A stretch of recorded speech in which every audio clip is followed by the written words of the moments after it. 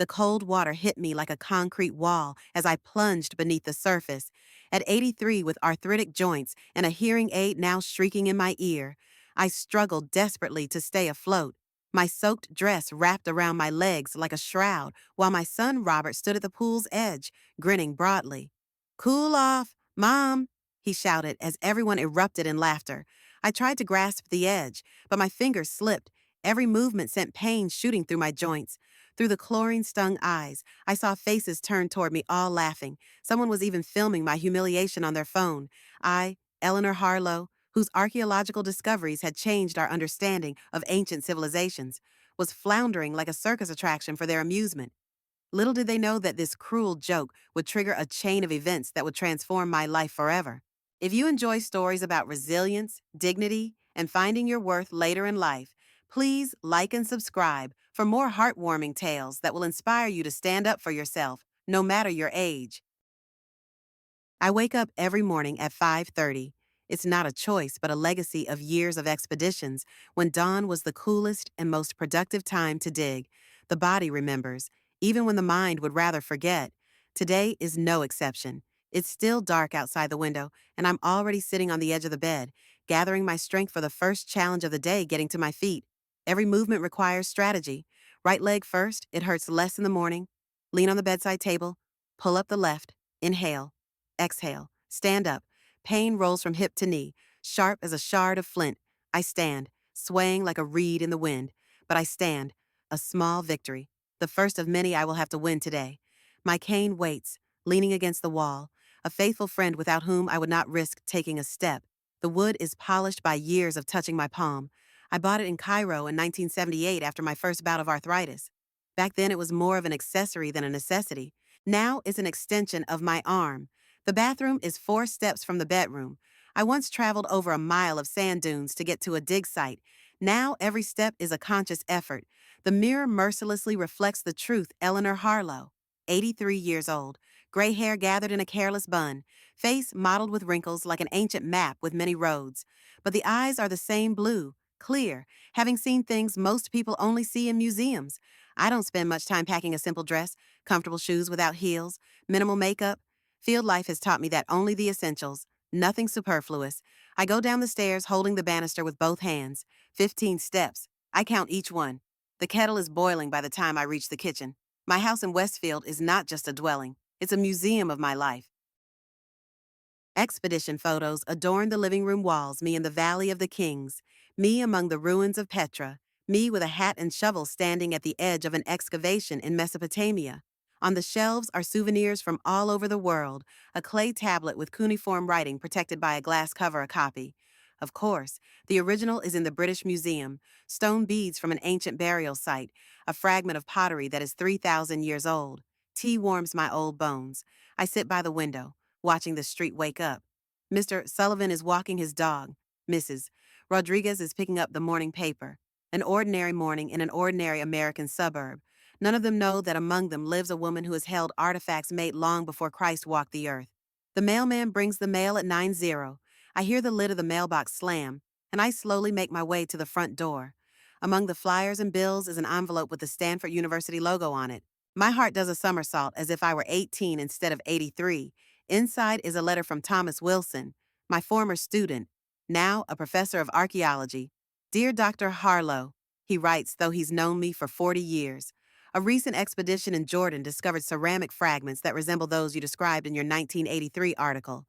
Your opinion would be invaluable. Attached are photographs. I examine the pictures through a magnifying glass. My eyesight is not what it used to be, but I can still make out the subtle hatching on the clay. It really does look like the artifacts I found in the Euphrates Valley. If true, the find could change our understanding of the migration routes of ancient tribes." The phone rings, interrupting my musings. It's a sound that always makes me flinch. Years in the field have taught me to treat unexpected sounds as potential danger. A cave-in, a snake, armed grave robbers. "Mom, are you home?" The voice of Robert, my only son, has that special tone he saves for talking to me, a mixture of impatience and condescension, like he's talking to a child. "No, I'm on Everest," I answer dryly. "Of course I'm at home. Where else would I be?" He ignores my irony. "I'll stop by in an hour. We need to discuss Samantha's invitation to the barbecue this Saturday. Robert is always dropping by, never visiting. It's like I'm a stop on his itinerary, not a destination. I'm used to it, though. Since William died 5 years ago, I've become something of a chore for my son, something to be done between work and golf. I managed to boil fresh tea and even bake simple oatmeal cookies for his arrival. Robert doesn't appreciate my baking. Vanessa keeps him on a diet, but I bake anyway. It reminds me of the times when my little boy would wait impatiently for me to take the tray out of the oven. That little boy is long gone, leaving in his place a 59-year-old man with a budding bald spot and permanently furrowed eyebrows. Robert enters without knocking, as usual, tall, in a business suit. He looks foreign in my house filled with antiquities and memories. Mom, he kisses my cheek without leaning in. I have to tiptoe up, which makes my knees ache. You look good, is the standard phrase he says without looking at me. His eyes are already roaming the room, searching for signs of my failure, unwashed dishes, dust on the shelves, anything that would confirm his belief that I'm not doing a good job on my own. Tea, I suggest, already pouring. Only if it's sugar-free, he replies, though he knows I always serve him tea without sugar. We sit down in the living room, Robert on the edge of the couch as if ready to jump off at any moment, and me in my favorite chair with armrests that help me stand up. So, barbecue, Robert begins, sipping his tea. Saturday, 3:00. Samantha really wants you to come. We both know that's a lie. Samantha, my granddaughter, barely even remembers I exist. But that's the rules of the game. Pretend we're a normal, loving family. I got an interesting letter today, I say, pointing to the envelope from Stanford. Thomas Wilson is asking for my advice on a new find. Robert casts a fleeting glance at the letter. That student of yours, he asks without much interest. What have you found this time? Another old bone. Ceramic fragments, I answer, trying not to show irritation. They might confirm my theory about trade routes. Mom, Robert interrupts, looking at his watch. Can you be at the barbecue? Jacob will be there too. He hasn't seen you in a while. Jacob, my grandson, the only family member who sometimes calls just for fun, not because there's something to discuss or report. Sure, I'll be there. I agree. Do I need to bring anything? No, you don't need anything, Robert replies quickly. The last time I brought a homemade pie to a family gathering, Vanessa defiantly set it aside, citing unknown ingredients. I'll pick you up at 2:30, Robert adds, standing up. Don't you need anything? This is also a ritual question. The correct answer is no, thanks. I've got everything. Any other answer will make Robert angry, which he'll try to hide, but I'll see it anyway. Actually, I decide, I need to go to the drugstore to get new batteries for my hearing aid. Robert wrinkles his nose as if I'd asked him to escort me to the moon. Mom, I have an important meeting today. How about tomorrow? Or can you order delivery? Sure, I smile. I was just kidding. I have backups. It's a lie, but it saves us both a lot of embarrassment. Robert nods in relief, kisses my cheek again, and leaves, promising to call tomorrow. We both know he won't call. The door closes, and the house fills with silence again. I turn back to Thomas's letter. This is where real life is, I think. There's more warmth and humanity in these clay fragments than in a visit from my own son. I sit down at my old Underwood typewriter. I have a computer, but my fingers, twisted by arthritis, do better with mechanical keys. I start typing a reply to Thomas, outlining my thoughts on the find. The tapping of the keys fills the room with a rhythmic sound that reminds me of the times I used to write field reports by the light of a kerosene lamp. Memories wash over me in a wave. William leaning over the excavation, his tanned hands gently brushing sand off what would turn out to be a bronze dagger. Our first expedition together, Syria, 1967. I was a young graduate student. He was an already renowned archaeologist. When we found the royal tomb at Tel Karkor, it was I who first noticed the unique ornamentation on the walls, which changed the dating of the entire complex. William never hid my merits, always listing me as a co-author in publications, even when it caused raised eyebrows from his colleagues. Eleanor sees what others miss, he would say at conferences, and there was pride in his voice. In our house, there was never a division between men's work and women's work. When Robert was born, we took turns taking him to lectures while the other was excavating. As he grew older, he would join us on expeditions. I remember 8-year-old Robert holding a shard of ancient pottery with burning eyes. Mom, I'm going to be an archaeologist too, he promised. But something changed in adolescence. Robert became ashamed of our odd jobs, our long absences, our house filled with books and artifacts instead of fancy furniture. He chose the most normal profession he could find, accounting married a PR specialist as down to earth and pragmatic as he was, and started looking at William and me as eccentric old fools wasting our lives on useless excavations. William died of a heart attack right in the field at the age of 80, doing what he loved most. His last words were, "Eleanor, look, there's something shiny over there." I didn't get to see exactly what he noticed in the sand. After he died, Robert insisted that I move closer to him and Vanessa. "You need supervision, Mom," he said, as if I were a child or a pet. I agreed to move to Westfield, but insisted on a house of my own small, but mine. I finished the letter to Thomas, reread it, and put it in the envelope. I'll take it to the post office tomorrow. It'll be a good excuse for a walk. My legs aren't the same anymore, but the doctor says movement is essential. I spend the evening going through old photo albums. Here's Robert holding his newborn daughter, Samantha. Here's Jacob at his high school graduation. Here's William and I at a dig in Egypt, both tanned to black, gray hair fluttering in the wind, happy. Sleep doesn't come right away. I lie in the dark, listening to the ticking of the clock and thinking about the upcoming barbecue. Part of me wants to back out, citing poor health. But the other part, the part that has spent half her life in the sands and dust, overcoming heat, cold, and physical exhaustion reminds me that Eleanor Harlow is not one to back down in the face of difficulty, even if that difficulty is her own family. Saturday came all too quickly. I woke up with a heaviness in my chest that I couldn't put down to arthritis or age. A premonition is what it was. In my 83 years of life, I learned to trust my intuition. It was the one that led me to the hidden entrance to the tomb at Deir el Bahari when all other explorers had passed by. Today she was shouting, "Stay home!" But I didn't listen. I chose a light blue cotton dress, dressy enough for a family event but still comfortable. I had to struggle with the jewelry. My fingers are not so good with clasps anymore. I settled on the silver brooch William had given me for our 30th anniversary, a small silver scarab with turquoise inlays, a replica of the real artifact we'd found together. Robert picked me up at 2:30 sharp. Such punctuality was a legacy of his upbringing. William had always said, "In archaeology, as in life, being late can cost you a fine." Except his son applied that principle to accounting, not digging. "Ready, Mom?" he asked, barely crossing the threshold. His eyes slid over me with an appraising gaze. "Are you wearing that? It's going to be hot." "I spent 2 decades in the desert, Robert," I said dryly. "I think I can handle the heat in the suburbs of Westfield." He shrugged, a gesture I'd learned to interpret as, "No use arguing with an old woman," and picked up my bag small but heavy because of a gift from my great-granddaughter. I'd found an antique music box, restored it, and filled it with little treasures, colored pebbles I'd brought from all over the world, each one with a story that 4-year-old Lily is unlikely to appreciate now, but perhaps someday. The drive to Samantha's house took 20 minutes. Robert drove silently, occasionally responding to my attempts at conversation with one-word phrases. I told him about the letter from Thomas, about the possible importance of the new find. He nodded with that peculiar detachment that spoke more clearly than words he wasn't interested. Samantha and her husband Brett's house is a typical manifestation of the American dream, as envisioned by the younger generation, 2 stories with an immaculately manicured lawn and a playground in the backyard. A 2-car garage, a patio with a barbecue, a pool not big, but enough to impress the neighbors.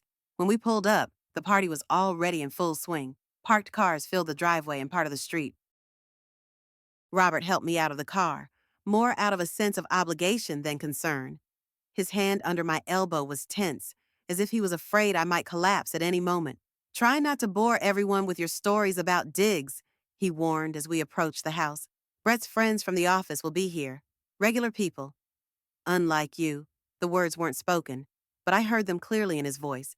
It was the same embarrassment I'd seen on his face as a teenager when he'd asked me not to wear those weird ethnic things to school assemblies. Samantha met us at the door with a strained smile and an air kiss that didn't touch my cheek. "Grandma, you made it," she exclaimed with feigned enthusiasm. "How wonderful everyone is already in the yard. Come on in." As I followed her through the house, I noticed that none of my pictures or gifts were visible in her impeccably decorated rooms. Brett's parents' family photos took pride of place on the mantelpiece. The backyard was a maze for a person with a cane uneven lawn, scattered children's toys, wicker chairs spaced too close together. Every step required concentration. I walked slowly forward, leaning on my cane, feeling it sink into the soft earth. No one offered me a helping hand. No one even noticed my predicament. Vanessa sat in a circle of women discussing a new fitness club. She nodded at me without interrupting the conversation. Jacob, my grandson, was busy tuning up the music. He spotted me and waved, but didn't approach. Brett was bustling around the grill, surrounded by men with bottles of beer. I made my way to the nearest available chair and carefully lowered myself onto it, trying not to wrinkle in pain from my aching knees. Lily, my great-granddaughter, was playing with the other children in the far corner of the yard. I waved at her, but she was too engrossed to notice. "Here you go." Robert handed me a glass of lemonade. "Just don't spill it." It was like I was a clumsy child, not a woman who had held fragile artifacts thousands of years old. I accepted the glass with a smile that hopefully didn't reflect my bitterness. The time dragged slowly. The conversations around me touched on topics I couldn't participate in: office gossip, the latest car models, political debates that seemed to be conducted in a language other than English. I sat watching everyone like an anthropologist watching an unknown tribe, trying to decipher their customs and rituals. Finally, Jacob sat down next to me, holding a plate of food. "Grandma, how are you? It's been a long time." His eyes, William's eyes, attentive and intelligent, looked at me with genuine interest. Of the whole family, only Jacob had inherited that trait, the ability to really see the person he was talking to. "I got a letter from Stanford," I said, glad for the opportunity to share. "Do you remember Professor Wilson? He's asking for my advice on a new find." "Really?" Jacob looked impressed. "What's the find?" I began to tell him about the ceramic fragments, about the possible revision of trade routes, about the significance of this discovery for understanding the migration of ancient peoples. Jacob listened, asking questions that showed his understanding. As a kid, he was the only one who asked me to bring him not souvenirs, but history books from my trips. "Still loading people up with your old bones." "Mom," Robert's voice interrupted our conversation. He was standing over us, holding a bottle of beer, with that condescending smile he saved for when he wanted to put me in my place. "I was telling Jacob about the inquiry from Stanford," I replied calmly. "Bones, shards, dusty books." Robert shook his head, turning to Jacob. "She was always obsessed with that stuff when I was a kid. My friends thought my parents were coffin diggers." "Technically," Jacob interjected. "Archaeologists." Yeah, I know," Robert said. "But seriously, Mom, no one here wants to hear about artifacts that are 1,000 years old. Why don't you tell me how you like the new security system I installed in your house?" "It's working fine," I lied. "In fact, I turned it off the first day. The constant audible alerts were driving me crazy." Robert nodded and walked away, and Jacob apologized and left, saying he had to help Brett with the grill. I was alone again. The heat was becoming unbearable. My hearing aid began to whistle, a sign of a low battery. I discreetly turned up the volume, but it didn't help. Now the conversations around me sounded distorted, as if they were coming from underwater. I decided to walk over to Lily to give her the gift. As I rose from my chair, I felt dizzy, a combination of heat, fatigue, and probably the medication I'd taken that morning. Leaning on my cane, I moved slowly across the courtyard. The pool was enclosed by a low, decorative fence. I was walking around it when I heard Robert's voice. "Hey, Mom, you want to go swimming?" I turned around, and that's when I felt a nudge in my back, strong, firm, not a casual touch. My cane slipped from my hand. The world turned upside down. The water hit like a concrete wall cold. Shock, panic. I submerged completely, my clothes soaking wet and pulling me down. The hearing aid let out a piercing squeak, then went silent. The chlorinated water stung my eyes, filled my nose and mouth. I tried to rise out, but my arthritic arms and legs wouldn't budge. The heavy dress wrapped around my legs like a shroud. By some miracle, I floated to the surface, gulping for air. Through the haze in my eyes, I saw faces turned toward me, laughing faces. Robert stood at the edge of the pool, holding my cane, grinning broadly. "Cool off, Mom," he shouted, and everyone around burst into laughter. I tried to grasp the edge, but my fingers slipped. Every movement made my joints ache. The cold water made my arthritic knees and hips ache worse. I couldn't get out on my own. "Help," I whispered, but no one heard or wanted to hear. The laughter continued. Someone was filming what was happening on their cell phone. I heard snippets of commentary like, "A mermaid, an old sea witch, somebody throw her a life preserver." The humiliation stung worse than the chlorine in my eyes.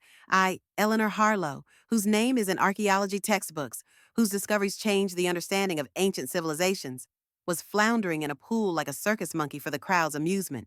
Suddenly, Jacob was there. Without a word, he jumped into the pool fully clothed and put his arms under mine. "Hold on to me, Grandma," he said quietly, so that only I could hear. "I'll pull you out." With his help, I finally got out of the water. Jacob handed me to Brett, who, to his credit, helped me onto the nearest lounge chair. The laughter died down, replaced by awkward coughs and fake expressions of concern. God, Mom, it was a joke. Robert came over with a towel. You were always so dramatic. I didn't respond. I couldn't. Water dripped from my gray hair, from my nose, from my chin. The dress clung to my body, outlining the aging thinness I usually carefully hid under loose clothing. The scarab brooch was gone, washed away by the water, as was my dignity. Samantha fussed nearby, pretending to be concerned. Grandma, I can get you some things to change into. I want to go home, I said, and my voice sounded foreign even to myself. But we haven't had dessert yet, Samantha objected. And Lily wanted to show you her new bike. I want to go home, I said, harder now. There was silence. I could feel everyone's eyes on me, an old woman, wet and shivering, demanding to be taken away from the family party. I could see the judgment in their eyes, as if I had ruined the fun rather than being the victim of a cruel joke. I'll drive you, Grandma, Jacob offered, still soaking wet. Don't be silly, Robert intervened. You're the guest of honor. I'll take her. He was talking about me in the third person, as if I wasn't there, or as if I were an inanimate object that needed to be moved from one place to another. Jacob helped me up. My cane, which someone had brought, was wet and slippery in my hand. I leaned on my grandson, feeling my legs shaking. The pain in my joints had become almost unbearable. The hearing aid was silent, probably ruined by the water. Here's your bag, Grandma. Jacob handed me my bag, which was also soaked. The gift for Lily was probably ruined. I nodded, unable to speak. We moved slowly toward the exit. I heard Vanessa say to someone, "She's always been like that, likes to make a scene." Another chuckled in response. Robert walked ahead without turning around. His back expressed irritation with all its tense curves. He didn't offer me his hand, didn't ask how I was feeling. He simply walked toward the car as if he were performing an unpleasant duty. As we passed the children's corner, Lily ran up to me. Grandma Eleanor, why are you wet? Her innocent question made me stop. I looked into her eyes, William's eyes, like Jacob's, and tried to smile. I fell in the pool, honey. It's no big deal. Like a mermaid, she asked with childlike directness.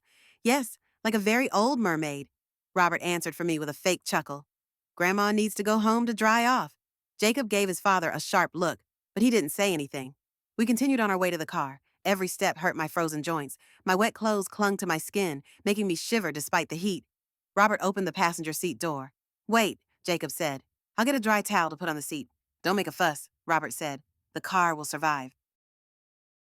I got into the car, feeling the water from my clothes soaking into the leather seat, another small humiliation in the chain of today's events. Jacob leaned into the open window. I'll call you tomorrow. Grandma, he promised. I'll check on you. I nodded, grateful for his concern, but too exhausted to put it into words. Robert got behind the wheel and started the car. We pulled away under the gazes of the guests gathered in the driveway. I didn't look back. I didn't want to see their faces curious, indifferent, or worse, pitiful. We drove in silence. I was shivering more and more, my wet clothes not keeping me warm even in the warm car. Turn on the heat, please, I asked. In June, Robert looked at me like I was crazy. Are you cold? I'm soaked to the skin and freezing, I said, trying to keep my voice steady. He sighed but turned on the heat. Look, Mom, he began after a pause. It was just a joke. Everyone was laughing. If you had just laughed with everyone else instead of making a drama. I stayed silent, staring out the window at the houses floating by so neat, so identical, like the people living in them. Everyone had a great time, Robert continued. Samantha had worked so hard to organize the party, and you ruined it with your overreaction. I turned to him, feeling the anger building inside me, hot despite the chill. You pushed me into the pool, Robert, your 83-year-old mother with arthritis and a hearing aid. It was a light push, he objected, and it was a shallow pool. You always exaggerate things. I could have hit my head on the edge. I could have drowned. My hearing aid is ruined. See, you're dramatizing. It's no big deal, and I'll buy you a new hearing aid. He said it in the tone of a man offering great generosity, as if he wasn't the cause of the breakage. The rest of the drive was silent. When we pulled up to my house, Robert didn't turn off the engine, a clear sign that he wasn't going in. Can you handle it? He asked formally. As always, I answered, opening the door. I got out of the car, still shivering in my wet clothes. Robert didn't even wait for me to get to the door. He left as soon as I closed the car door. Standing on the doorstep of my house, I felt shipwrecked wet, shivering, tossed onto the shore of a life that went on without me. And for the first time in a long time, I wondered, do I even need to come back to this life? To a family where I was disrespected, unappreciated, and unloved. I spent the first 3 days after the pool incident in bed. The cold attacked me with a ferocity that only someone in their 80s can understand: high fever, chills, sore throat, and a cough that seemed to tear my old lungs apart. But the physical discomfort was nothing compared to the heartache.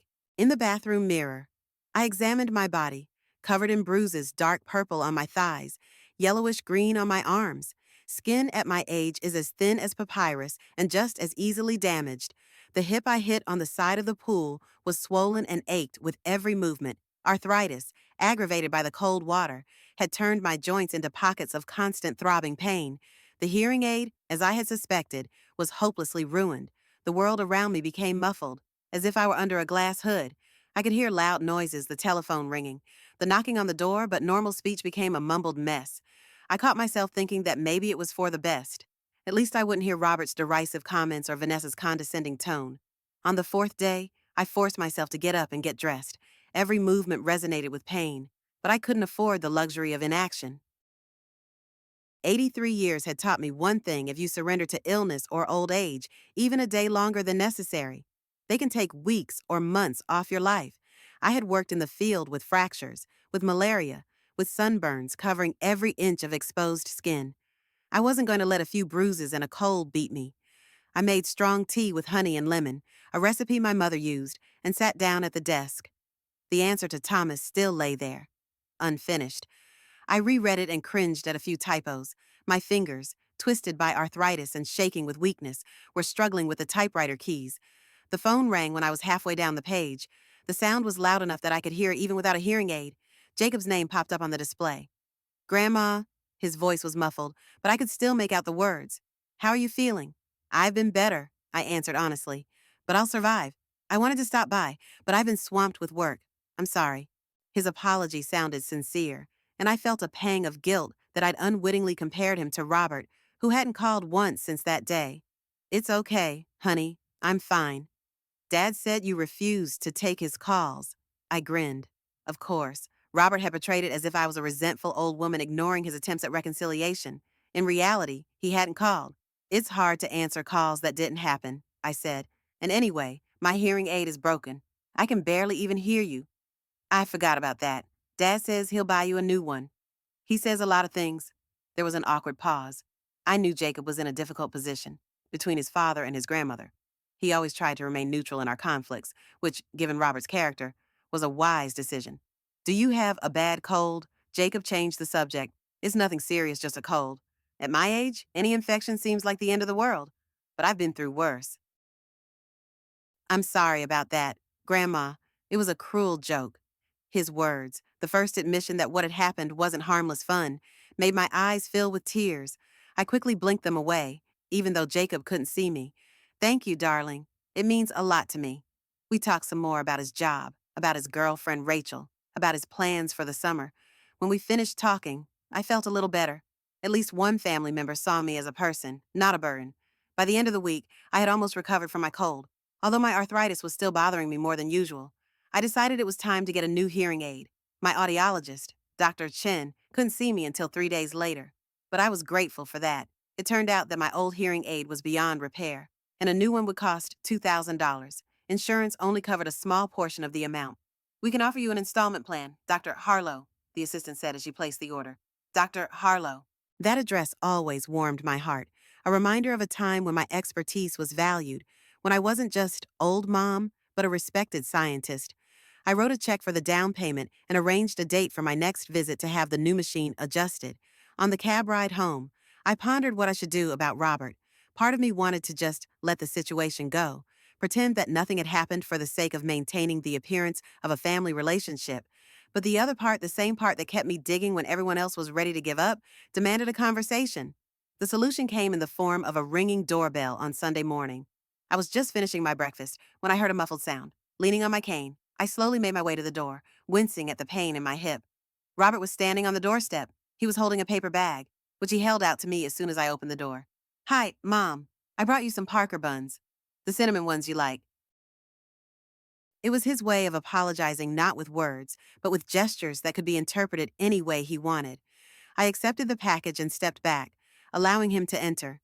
You look better, he remarked, walking into the living room. Jacob said you were sick. A cold, I answered briefly. It's what happens when you get wet in the pool. Robert wrinkled his nose, but ignored the innuendo.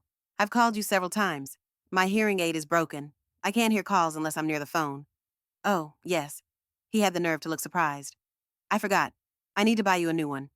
Already ordered one, I said. I'll have it in a week. How much is it? I'll pay for it. I looked at my son carefully.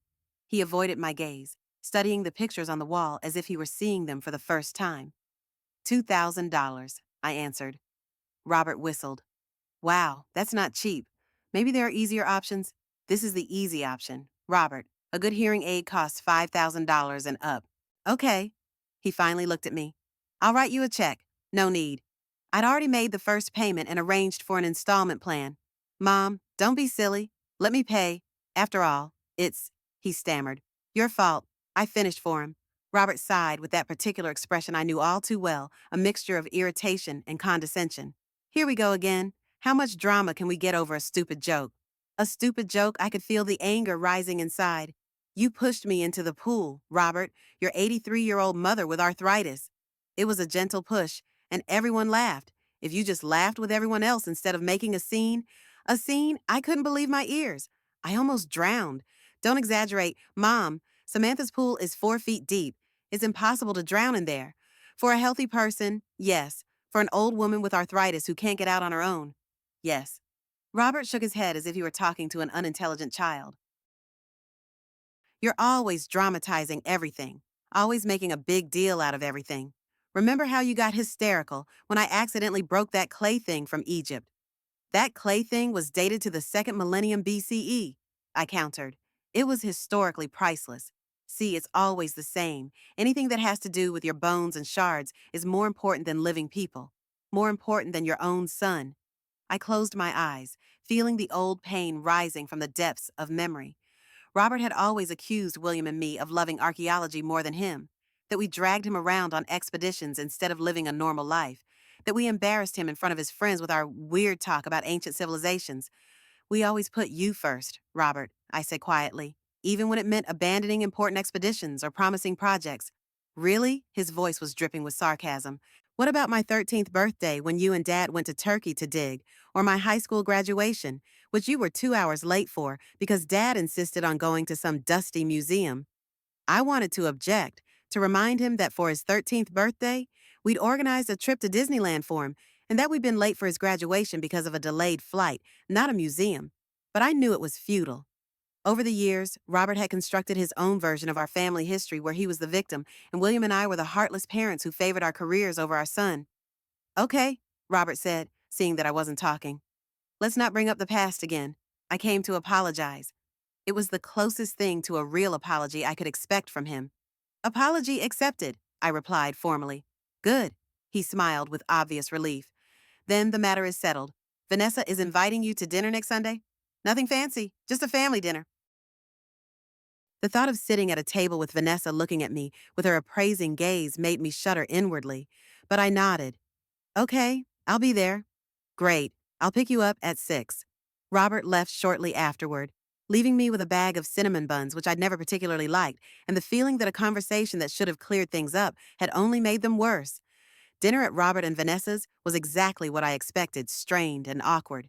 Vanessa made fried chicken that was dry and flavorless, but I politely complimented her culinary talents. Robert talked about work, about the new car he planned to buy, about problems with the contractor who was repairing their roof ordinary, everyday topics that didn't require deep thought or emotional involvement. At one point, the conversation touched on my health. How's your hearing? Eleanor, Vanessa asked, puttering with her salad. Robert tells me you ordered a new hearing aid. Yes, I'll get it next week. It must be frustrating not being able to hear properly, she said with fake sympathy. I'm coping, I replied. Fortunately, I spend most of my time alone, so I don't suffer from it too much. Speaking of alone time, Robert interjected, Vanessa and I were thinking, maybe you should consider a nursing home. I nearly choked on a piece of chicken. A nursing home. Not now, of course, Robert added hastily. But in the long run, you're not getting any younger. Mom, and since the pool incident, Vanessa and I have been worried about your safety. Amazing concern, I said dryly, especially from the man who pushed me into that pool. See? Robert turned to Vanessa. She still can't let it go. Eleanor, Vanessa leaned across the table to me. A lot of people your age live in nursing homes. You'll be cared for by professionals there. You'll be safe and you won't have to worry about me, I added, looking her straight in the eye. What a convenient solution. You're not being fair. Vanessa straightened, offended by my bluntness. We have your welfare in mind. My welfare is well provided for in my own home. Thank you. But what if you fall or get sick? Robert insisted. Who will help you? I have an emergency call system that you installed yourself, and the neighbors check on me every day. That's not the same as professional care. Vanessa objected. I don't need professional care yet. I cut her off. I'm completely on my own right now. Yes, Robert agreed. But that could change very quickly. And when it does, we want to be ready. I set my fork aside, suddenly losing my appetite. I appreciate your concern, I said, trying to keep my voice calm. But it's up to me to decide where and how I'm going to live. As long as I'm sane and able to take care of myself, I'll stay in my house. Robert and Vanessa exchanged glances, that special silent exchange between spouses that excludes everyone else. I could see the condescension in their eyes, the certainty that they were right. They had already decided my fate for me, just waiting for the right moment to make it happen. Of course, Mom, Robert said at last. It's your decision. We just wanted you to know what we thought. The rest of the dinner passed in awkward silence, punctuated only by small talk about the weather and the latest news. When Robert drove me home, I felt a huge sense of relief as I crossed the threshold of my house, sitting in my favorite chair with a cup of hot tea. I thought about the contrast between the attitudes toward my age and my family and in academia. To Robert and Vanessa, I was an infirm old woman in need of supervision and possibly placement in a nursing home. To Thomas Wilson and his colleagues, I was a valuable source of knowledge and experience whose opinion could change the understanding of an entire era. The letter from Thomas lay on the table next to my chair. I reread it, enjoying the respectful tone, the reference to Dr. Harlow, the acknowledgement of my merit and expertise. This is how the elderly should be treated, not as a burden, but as a treasure trove of wisdom and knowledge. I remembered a conference in Cairo 5 years ago, a few months before William's death. Young archaeologists were lining up to talk to me, to ask questions, to get advice. Professors from leading universities quoted my work in their speeches. The curator of the Cairo Museum personally took William and me on a tour of the vaults, showing artifacts not available to ordinary visitors. And now, my own son thinks I'm incapable of living on my own. The bitter irony of the situation didn't escape me. Those who knew me only by works and reputation valued me more than those who should have loved me simply for what I was. For the first time, I allowed myself to admit the truth. I would never get the respect I deserve from Robert, not as a scientist, not as a mother. To him, I will always be the one who chose career over family, who embarrassed him in front of his friends, who didn't live like normal people. And no amount of awards, no amount of discoveries that have changed the understanding of human history will change that. This realization was painful, but also liberating. I no longer had to try to earn his approval or respect. I could just be me, Eleanor Harlow, an archaeologist and explorer, a woman who had seen more history with her own eyes than most people read in books. I picked up a sheet of paper and began writing a reply to Thomas. My fingers, curled by arthritis, moved slowly but surely. I may not have been able to hear properly. I may have struggled to get around without a cane. I may have needed reading glasses, but my mind was sharper than ever. And there were people in this world who appreciated that. The decision came not as a sudden insight, but as a quiet realization. Just as an archaeologist slowly peels away layer after layer to get to the truth hidden in the ground, I was slowly freeing myself from illusions about my family. The incident at the pool was only the catalyst for a process that began long ago. That morning, I woke up with an extraordinary clarity of thought. I will no longer spend the rest of my days trying to earn the respect of those who are incapable of giving it. Robert, Vanessa, Samantha, they will never see me for the person I am. To them, I'll always be a burden, an eccentric old woman to be taken care of and ignored. I dialed Robert's number, determined not to delay the inevitable. Mom, he answered after the third ring, his voice sounding surprised. I didn't usually call him, waiting for his weekly visits. Is something wrong? Nothing urgent. I answered, I just wanted to let you know that I won't be able to make it to lunch next Sunday. Why? He sounded annoyed. We had an agreement. I have other plans. What other plans? He didn't try to hide his disbelief. In his world, an 83-year-old woman couldn't have plans other than family events. I'm starting work on cataloging my collection, I replied. It will take up all my time in the coming weeks. Cataloging? You mean those old shards you keep in the basement? I gripped the receiver tighter, holding back my irritation. They're not old shards, Robert. They're archaeological artifacts, many of which have significant scientific value. And that's more important than Sunday dinner with your family. At the moment, yes. There was a pause. I could picture his face, a mixture of annoyance and bewilderment. Is this about that nursing home talk? He finally asked. If so, Vanessa and I were just suggesting an option. No one's going to force you. That's not the point, Robert. I've just decided to focus on the work that has always inspired me. At your age? The skepticism in his voice was almost palpable. My age has nothing to do with my knowledge and experience, I replied. By the way, I got an invitation to give a lecture at the local museum. Turns out the director read my work back in college. Museum, that little local history museum downtown. Robert chuckled. Surely they just couldn't afford a real expert. His words were meant to jab, but I found them sliding across the surface of my mind without penetrating deeper. Robert's opinion no longer held the importance I'd given it. Maybe, I agreed neutrally. In any case, I'll be busy for the next few weeks. Give my apologies to Vanessa. I hung up without waiting for his response. It was a small act of defiance, but it gave me a sense of freedom I hadn't experienced in a long time. The basement of my house was my personal museum. William had insisted that when we bought the house in Westfield, we choose one that had a dry, well-insulated basement for our collection.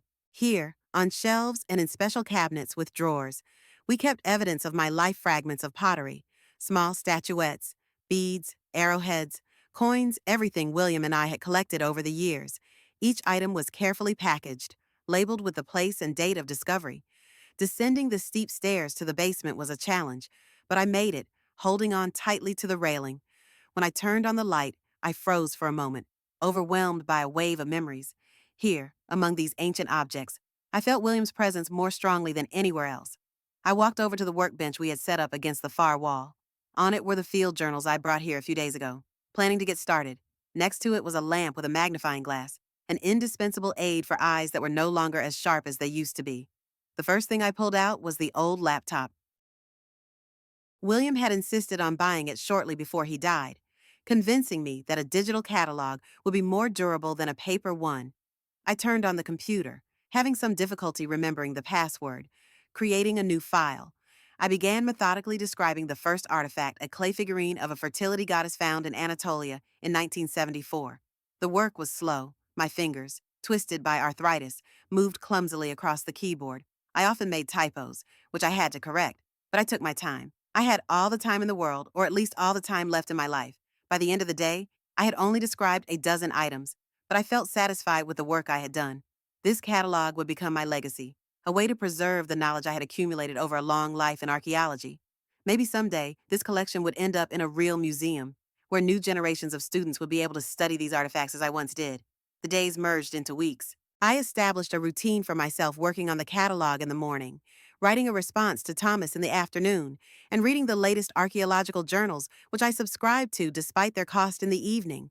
I didn't leave the house except to visit Dr. Chen for a new hearing aid and for weekly trips to the grocery store.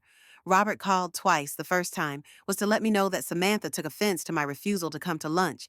The second was to remind me to pay the utility bill, as if I could forget such mundane things.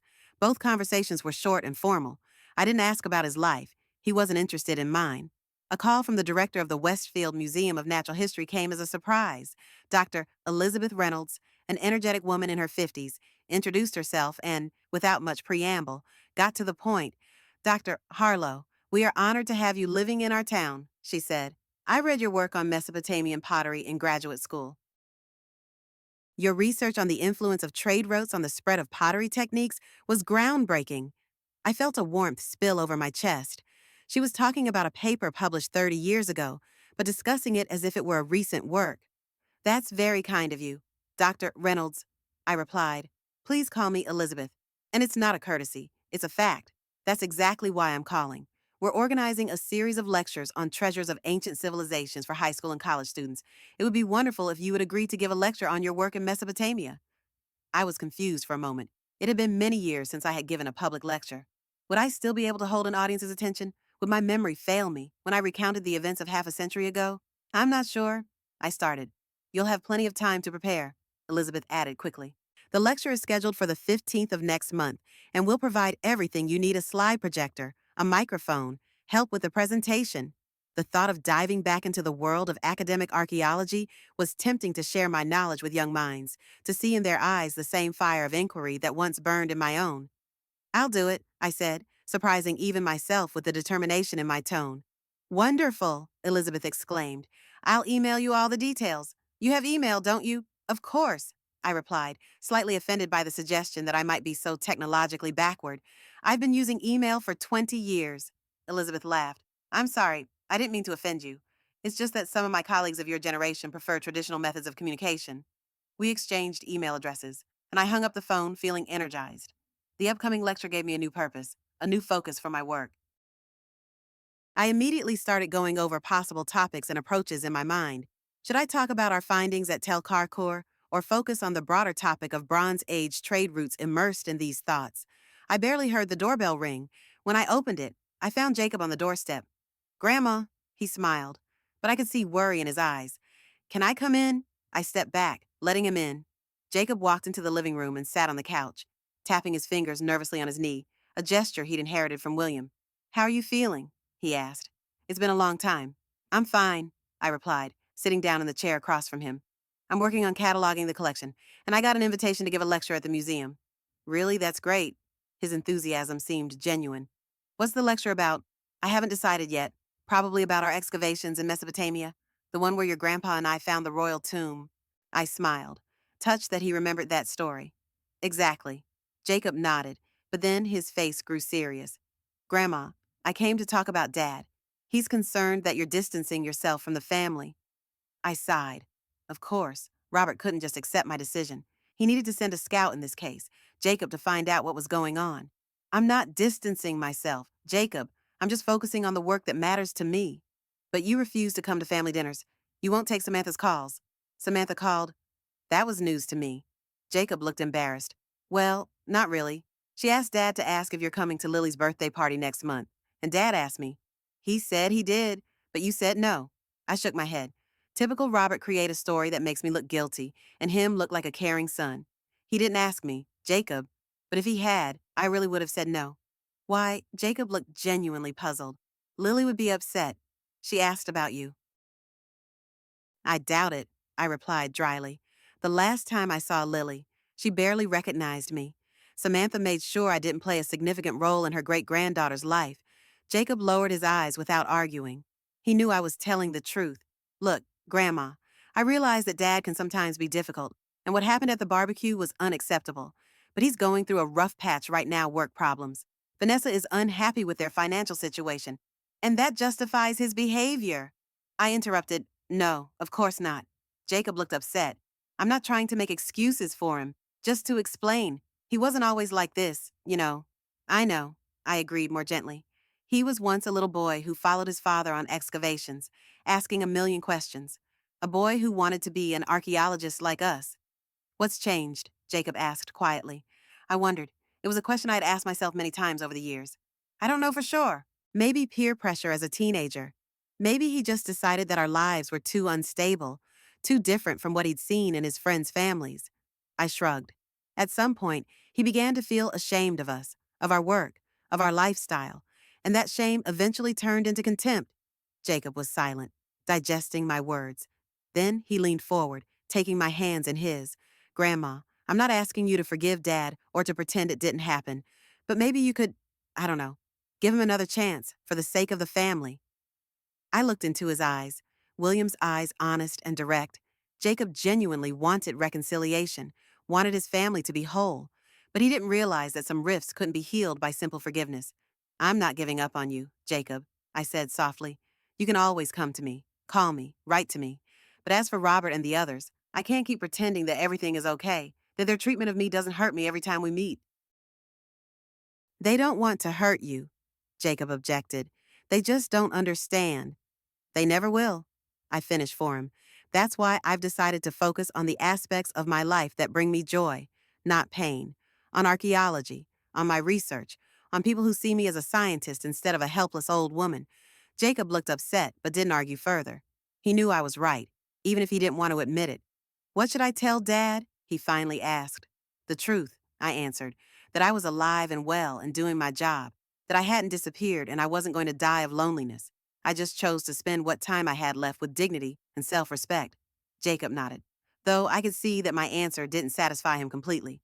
He'd been hoping for a compromise, some solution that would maintain some semblance of family harmony, but sometimes the price of such a compromise is too high. When Jacob left, I went back to my field diaries, preparing for the upcoming lecture. Flipping through the yellowed pages written in my younger, more energetic handwriting, I felt the past come alive. Descriptions of finds, sketches of artifacts, notes on the stratigraphy of the dig, all brought me back to the days when the world was open to exploration and my body was strong and resilient. A few days after Jacob's visit, a formal invitation arrived for Lily's birthday. A beautiful card with a picture of a princess. Lily was going through a princess phase, as Samantha had once been, and a calligraphic inscription that read, "Welcome to Lily Nelson's 5th birthday party." At the bottom, Samantha's hand added, "We hope you can make it. Grandma, Lily would love to see you." I put the invitation aside, feeling neither joy nor excitement. If I went, Samantha would be tense, afraid I might say or do something embarrassing. Robert would be watching my every move, ready to step in and help at a moment's notice. Vanessa would exchange meaningful glances with the other adults as I spoke, and Lily barely knows me, thanks to her mother's efforts. That same day, an email arrived from Elizabeth Reynolds, confirming the date of my lecture at the museum, the 15th of next month. I opened my calendar and noted the date. Then I glanced at the invitation to Lily's birthday party, the 12th of the same month. 2 events separated by only 3 days. Normally, this wouldn't have been a problem. But at my age, such pressures required careful energy planning. The birthday trip, the interaction with my family, the inevitable emotional strain, all of it would exhaust me to the point where I might not be in shape for the lecture. The choice wasn't that difficult. I wrote a polite reply to Samantha, letting her know that I would unfortunately be unable to attend Lily's birthday party due to prior commitments, without specifying which ones. To Elizabeth, I wrote confirming my participation in the lecture and requesting more information about the format and expected audience. Closing my laptop, I felt not regret, but relief. For the first time in a long time, I was making decisions based not on family expectations or a sense of obligation, but on what was important and valuable to myself. It was a small step off the beaten path, but it opened the way to a new phase of my life, a phase where I could once again be Dr. Eleanor Harlow, an archaeologist and scientist, and not just Robert's old mom. Lily's birthday fell on a clear Saturday, the 12th. I knew this because I double-checked the date on the invitation before I sent my rejection. I also knew because my phone started ringing at 9 in the morning, first Samantha, then Robert, then Samantha again. I didn't answer any of the calls. Instead, I was preparing for an archaeological symposium that was scheduled to begin in 2 hours at the Eastern Regional Branch of the National Archaeological Museum. Elizabeth had called me a week ago, excited and joyful. "Dr. Harlow, I have amazing news. After hearing about your upcoming lecture, several professors from leading universities have expressed a desire to come and meet with you. The National Museum has offered to host a one-day symposium in your honor.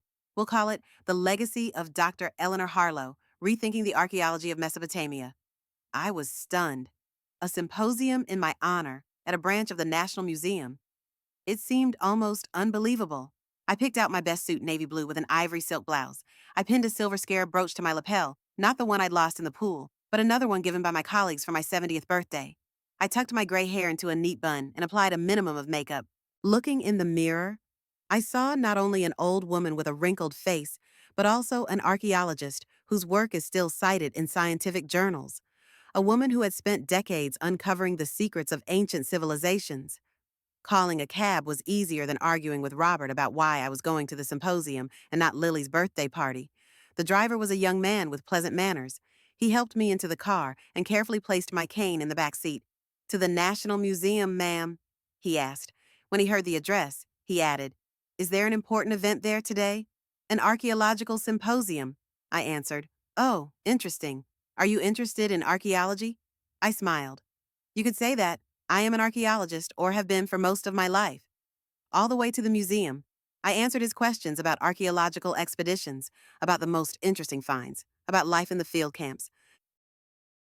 He listened with such genuine interest that I felt younger and more energetic. Elizabeth met me at the entrance to the museum, an energetic middle aged woman in an elegant suit. She radiated enthusiasm and confidence. Dr. Harlow. She shook my hand with both hands.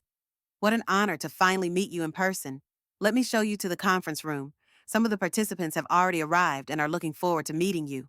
She took me by the arm, helping me up the marble steps of the main entrance, but she did so not condescendingly, as Robert had done, but with the natural care of a valuable guest. We walked slowly down a spacious hall with high ceilings and antique statues. At the far end, we could see a professionally designed symposium poster with a photograph of me well retouched from the excavations in Syria, standing next to William at the entrance to a newly discovered tomb. The museum's conference room was impressive, a spacious room with an amphitheater and state-of-the-art audiovisual equipment. I expected to see a few dozen participants, but the hall was filled almost completely. About 100 people, professors in strict suits, students with tablets and laptops, representatives of scientific journals and research foundations were talking softly, leafing through programs, looking through presentation slides. When we entered, the conversations quieted down. All heads turned in our direction. And then something happened that I didn't expect at all. People started applauding. Not polite, formal clapping, but sincere, energetic applause. Some even stood up. I froze in the doorway, stunned. Elizabeth smiled, watching my reaction. I told you were appreciated here, she said quietly. The next 2 hours passed like a blur. Professor Anderson, a gray-haired man with an impeccable reputation in academia, introduced me to the audience, listing my scholarly accomplishments as if I were Howard Carter, who had discovered Tutankhamun's tomb. Dr. Chang, an elegant woman who heads an archaeology department at a prestigious university, talked about how my work had inspired a generation of women to pursue archaeology. A young professor from Oxford presented a study based on my methodology for dating pottery. When it was my time to speak, I walked up to the stage with the help of a cane, feeling my knees shaking not only from arthritis, but also from excitement. I hadn't performed at this level in years. What if I forgot my thoughts, if my voice was too weak, if the younger generation found my methods outdated? But as soon as I began to speak, all doubts vanished. I talked about my excavations with William at Tel Karkor, about the discovery of the royal tomb, about how we had revised the dating of an entire archaeological complex because of the unique ornamentation on the walls. The words flowed freely, as if I were back in the field explaining the stratigraphy of the excavation to my colleagues.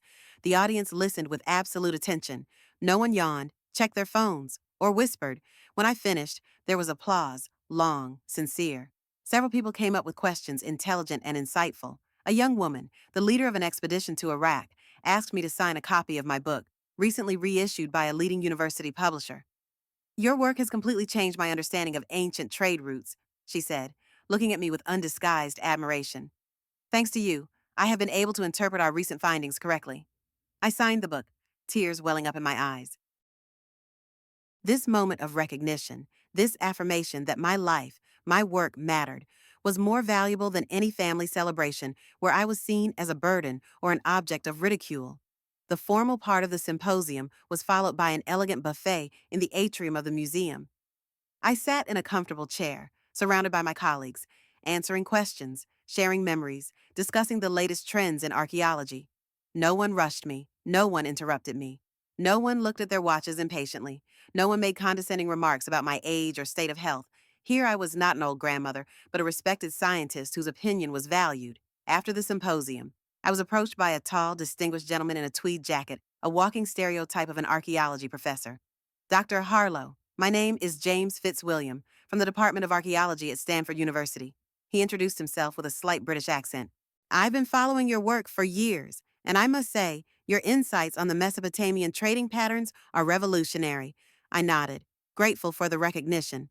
Thank you, Professor Fitzwilliam. I've read your papers on the Indus Valley civilization with great interest. His eyebrows shot up in surprise. You've read my work. I couldn't help but smile. Of course. Just because I'm not actively digging anymore doesn't mean I've stopped learning. He laughed, a warm, genuine sound. I should have known better than to underestimate you, Dr. Harlow. Actually, that's precisely why I wanted to speak with you. We're establishing a new position at Stanford, a distinguished scholar in residence. It would involve guest lectures, advising on research projects, and consultation on our collection of Near Eastern artifacts. Would you consider Professor Fitzwilliam? I interrupted. I'm 83 years old with arthritis in both knees. I can hardly be expected to relocate across the country. He nodded quickly. Of course, of course. We don't expect you to move permanently. The position would be primarily remote, with perhaps 2 or 3 visits to campus per year. All expenses paid. Of course, the honorarium is quite substantial $70,000 annually. I nearly dropped my teacup. That was more than triple my current income from pension and small royalties. This seems quite generous, I managed. Not at all, he replied firmly. It's compensation commensurate with your expertise and reputation. Besides, our archaeology department has just received a sizable endowment specifically for preserving and advancing scholarship in Near Eastern studies. We'd be honored if you'd consider our offer. He handed me a thick envelope. All the details are in here. Take your time to consider it. We're in no rush. When I returned home after the symposium, I felt refreshed, as if I had shed the weight of my years. Even the pain in my joints seemed less acute. I made tea and sat in my favorite chair, going over the day's events in my mind. The contrast between the attitudes toward my age and experience in my family and in academia was stark. The phone rang, snapping me out of my reverie. Robert's name popped up on the display. I didn't answer it. A minute later, the phone rang again, this time Samantha's. I turned the sound off. I didn't need to hear their accusations and recriminations to know what they would say. The doorbell rang around 6:00 in the evening. I knew who it was before I even opened the door. Robert stood on the doorstep, his face red with anger. Behind him, Samantha stood a little farther away, arms crossed over her chest and lips pressed together. What's the meaning of this? Mom, Robert began without greeting. Why didn't you come to Lily's birthday party? Hello, Robert, I answered calmly. Hello, Samantha. Would you like to come in? They walked into the living room without taking off their outerwear, a clear sign that they weren't planning on staying long. Robert remained standing, though I pointed to the couch. We've been waiting for you all day, he continued in an accusing tone. Lily asked where her great-grandmother was. What were we supposed to tell her? Samantha intervened, her voice shaking with barely contained anger. The truth, I replied, that I had other plans. What other plans could be more important than your great-granddaughter's birthday? Samantha almost screamed. There was an archaeological symposium in my honor at the National Museum today, I said. Leading experts were discussing my scientific legacy. Robert snorted. Legacy? What legacy? A few old papers no one reads. Actually, I pointed out, keeping my cool. My work is still cited in leading scientific journals. And judging by today's event, my legacy is inspiring a new generation of archaeologists. And that's more important than your own family, Samantha almost screamed. More important than the feelings of a 5-year-old? Samantha, I looked her straight in the eye. Let's be honest, Lily barely knows me. You've made sure I don't play a significant role in her life. My visits have always been infrequent and brief at your insistence. That is not true, she objected, but her cheeks reddened. It's the absolute truth, and we all know it. I turned to Robert. Just as we know that you don't see me as a mother, but as a burden, a problem to be solved perhaps by putting me in a nursing home. Robert seemed shocked by my candor. Mom, you're being unfair. We care about you. You care that I don't compromise your comfort, I corrected him. That I conform to your expectations of a proper grandmother, quiet, obedient, grateful for any attention, so that I wouldn't remind you of my real life and accomplishments that you never appreciated. That's it. Robert shook his head. It's all about your resentment. You can't forgive us for not admiring your great discoveries. No, Robert, it's not about resentment. It's about respect. It's about recognizing who I am. Today, at the symposium, people who only know me for my work showed more respect for my expertise than you have over the years. We've never made fun of you. Robert was indignant. No, how about the pool? Robert, how about the fact that you pushed your 83-year-old mother into the water, knowing about my arthritis and hearing aid? How about the whole family laughing while I floundered, trying not to drown? Silence ensued. Robert and Samantha exchanged glances, clearly not expecting such a direct confrontation. It was a joke, Robert finally said, but his voice sounded uncertain. A cruel joke that could have ended in tragedy, I said, and it was telling that neither of you apologized sincerely. Not one of you acknowledged that it was wrong. We're not here to talk about that. Samantha tried to change the subject. We're here to talk about Lily's birthday. I want to tell you that I'm not going to play this game anymore, I said, feeling a strange calm. I won't pretend that we're a happy, loving family. I won't show up to events where I'm not wanted. I will not tolerate neglect and ridicule. Are you giving up on us? Samantha looked shocked. I'm giving up the role you imposed on me, I corrected her. the role of the frail old woman who should be grateful for any attention. I choose to spend my remaining years with dignity, doing what I love, surrounded by people who see me for who I am. That's crazy. Robert shook his head. You can't just give up your family. I'm not giving up on family, Robert. I'm setting boundaries. If you want to visit me, respecting my interests and dignity, you'll always be welcome. But if you come to make fun of my work or insinuate that I need a nursing home, I'd rather you didn't come at all. There was a long pause. Robert looked at me with an expression I couldn't read, a mixture of anger, bewilderment, and maybe a dash of respect. Come on, Samantha, he said finally. It's no use talking to her when she's in this mood. They left without a goodbye, slamming the door louder than necessary. I stayed in my chair, feeling a strange mix of emotions, bitter about the breakup, but also relieved that I'd finally told the truth I'd been hiding for so long. The phone rang an hour later. It was Jacob. Grandma. His voice sounded worried. I just talked to Dad. He said you're giving up your family. Of course he said that. I sighed. Robert was always prone to dramatization when it came to his own feelings. What really happened? I told him about the symposium, about Robert and Samantha's visit, about our conversation. Jacob listened without interrupting. I understand you, Grandma, he said finally. I really do. But isn't there any way to keep things going, even with Lily? Jacob, I said softly. Lily doesn't know me. To her, I'm just an old woman who sometimes shows up at family gatherings. Samantha has never encouraged our relationship. And frankly, I'm too tired of fighting for a place in the lives of people who don't want me there. I want you to, he said quietly. I've always wanted to. I know you have, darling, and you'll always be welcome in my home. But I will no longer participate in family events where I'm seen as a burden. After talking to Jacob, I felt a strange calmness. It was as if the heavy weight I'd been carrying for years had finally been lifted. The next morning, an email arrived from Thomas Wilson. He wrote that he was at a conference in Boston where he met some colleagues who were attending a symposium in my honor. They told him about my talk and my ideas about the fines in Syria. Thomas was delighted and invited me to Stanford for a consultation, all expenses paid, of course. Your opinion is invaluable, Dr. Harlow, he wrote. No one knows the pottery of this period better than you. If you can come, it would be a tremendous honor for our research group. Without thinking long, I replied in agreement. Then I got up and headed for the bedroom, where my old suitcase, the same one I traveled with on expeditions, was stored in the closet, shabby, with airport stickers from all over the world. It was a witness to my travels and discoveries. I began packing for my trip to Stanford. Every movement made my joints ache, but I ignored it. I folded clothes, books, pictures of artifacts that might be useful for discussion. I worked as I had become accustomed to over the years of expeditions, only the essentials, nothing unnecessary. Looking at the nearly packed suitcase, I felt the bitterness of being separated from my family. Robert, for all his faults, was my only son. Samantha was my granddaughter.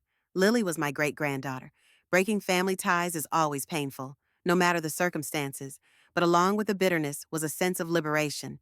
I no longer had to live by other people's rules, endure neglect and ridicule, pretend I wasn't hurt by cruel jokes and condescending remarks.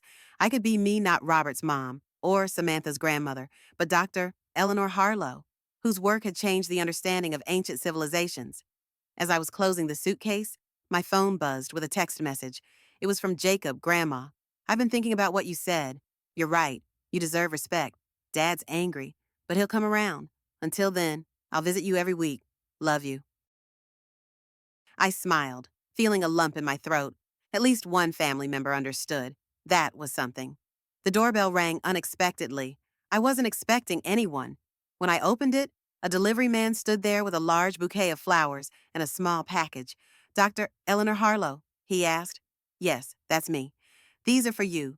Could you sign here, please? I signed, puzzled, and took the flowers and package inside. The bouquet was exquisite, a mix of white lilies and blue irises, my favorite flowers. How did they know? The card attached to the flowers read, with deepest respect and gratitude for your groundbreaking contributions to archaeology. The Board of Trustees, Westfield Museum of Natural History. I opened the small package next. Inside was a velvet box. When I opened it, I gasped.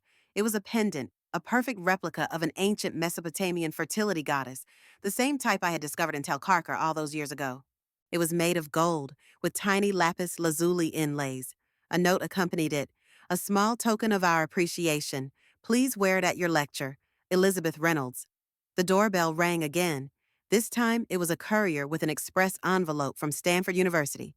Inside was a formal letter offering me the position of Distinguished Scholar in Residence that Professor Fitzwilliam had mentioned, along with the substantial honorarium he had promised. The terms were even more generous than I had expected fully remote work, except for 3 visits per year to campus, a research assistant assigned specifically to help me with technical issues and digital communication, and even a stipend for any medical equipment I might need. I sat down in my chair, overwhelmed by these unexpected developments. In one day, I had received more recognition and respect than in years of family gatherings. The contrast couldn't be more stark. My phone rang. It was an unknown number. Dr. Harlow, a female voice asked when I answered. Yes, speaking. This is Rachel Cooper from the Archaeology Review. We've just heard about the symposium in your honor, and we'd love to do a feature article on your work. Would you be available for an interview? The Archaeology Review was the most prestigious journal in the field. Being featured there was an honor usually reserved for archaeologists who had just made a major discovery. I, yes, of course, I replied, still stunned. Wonderful. We'd like to send a photographer to your home, if that's convenient. We'd love to photograph you with some of your artifacts. After I hung up, I sat still for a long time, trying to process everything that had happened in the last 24 hours. It was as if the universe was confirming my decision to focus on my professional identity rather than my family role. The doorbell rang again. This was becoming ridiculous. Who could it be this time? Another courier, a journalist. It was Robert. He stood on my doorstep, looking uncomfortable and out of place. He was holding a small box that I recognized immediately, the jewelry box I had given Lily for her birthday, the one that had been ruined in the pool incident. May I come in? He asked formally. I stepped back, allowing him to enter. He walked into the living room, noticing the flowers and the open letter from Stanford on the coffee table. What's all this? He asked, genuinely curious. Flowers from the museum board and a job offer from Stanford. Stanford. His eyebrows shot up. They're offering you a job at your age, as a distinguished scholar in residence, I said, not taking offense at his comment about my age. It's mostly remote work, with a substantial honorarium. How substantial? The accountant in him couldn't resist asking. I told him the amount. His eyes widened. That's more than I make, he said, sounding genuinely shocked. Apparently, expertise in ancient Mesopotamian pottery is more valuable than I thought, I replied mildly. He nodded, looking around the room as if seeing it for the first time. His eyes lingered on the photographs of excavations, the artifacts on the shelves, the books on archaeology lining the walls. I found this in the basement, he said finally, holding out the small box. It was in a drawer. I thought Lily might still want it. It's ruined, I said. The water damaged it. No, it's not, he replied, opening the box. Inside was the music box I had restored, now perfect again. I had it repaired. It wasn't easy to find someone who could do it, but I did. I took the box, turning it over in my hands. The work was immaculate. It must have cost a considerable amount. Thank you, I said, genuinely touched.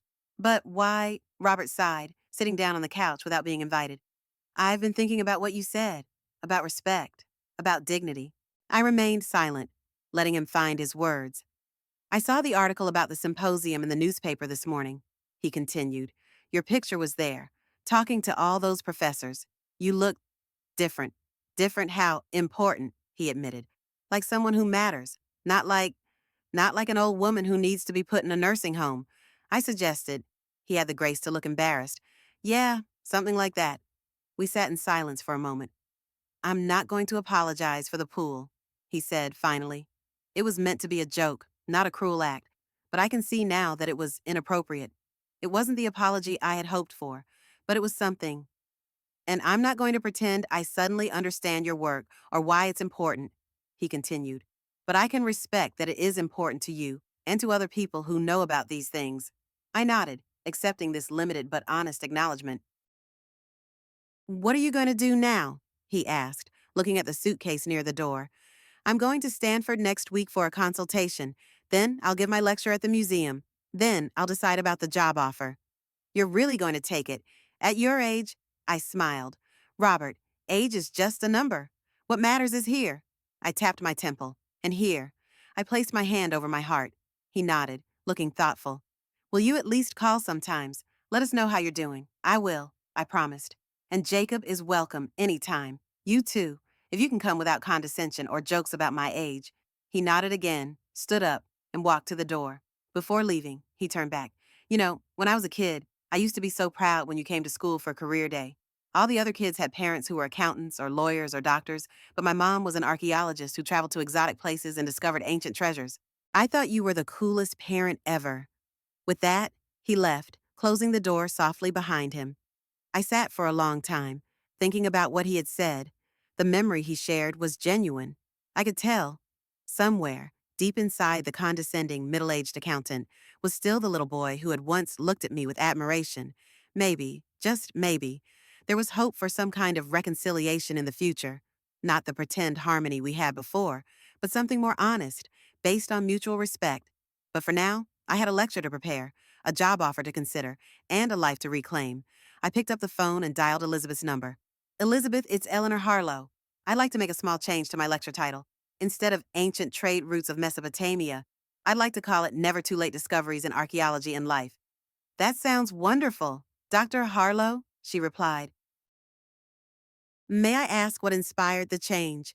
I looked around my living room at the evidence of a life dedicated to uncovering the past, at the new opportunities opening up before me, at the small but significant shift in my relationship with my son.